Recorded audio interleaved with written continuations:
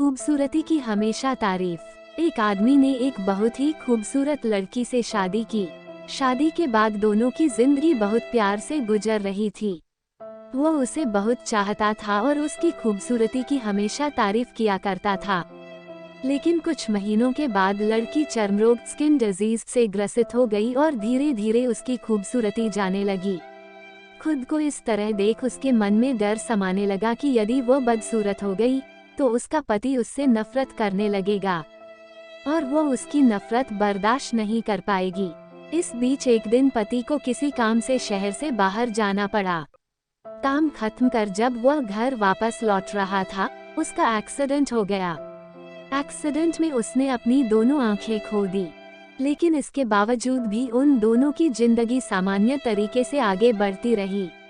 समय गुजरता रहा और अपने चर्मरोग के कारण लड़की ने अपनी खूबसूरती पूरी तरह गंवा दी। वह बदसूरत हो गई, लेकिन अंधे पति को इस बारे में कुछ भी पता नहीं था, इसलिए इसका उनके खुशहाल विवाहित जीवन पर कोई प्रभाव नहीं पड़ा। वो उसे उसी तरह प्यार करता रहा। एक दिन उस लड़की की मौत हो गई।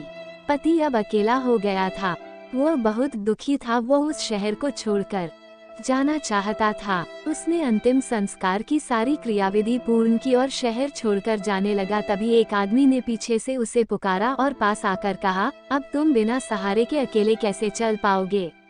इतने साल तो तुम्हारी पत्नी तुम्हारी मदद किया करती थी। पति ने जवाब दिया, दोस्त, मैं अंधा नहीं हूँ, मैं बस अंधा होने का नाटक कर रहा था, क्योंकि यदि मेरी पत्नी को पता चल जाता कि मैं उसकी बदसूरती देख सकता हूँ तो यह उसे उसके रोग से ज्यादा दर्द देता। इसलिए मैंने इतने साल अंधे होने का दिखावा किया। वह बहुत अच्छी पत्नी थी, मैं बस उसे खुश रखना चाहता था। सीख, खुश रहने के लिए हमें भी एक दूसरे की कमियों के प्रति आंखें बंद कर लेनी चाहिए और उन कमियों को नजरअंदाज कर देना चाहिए।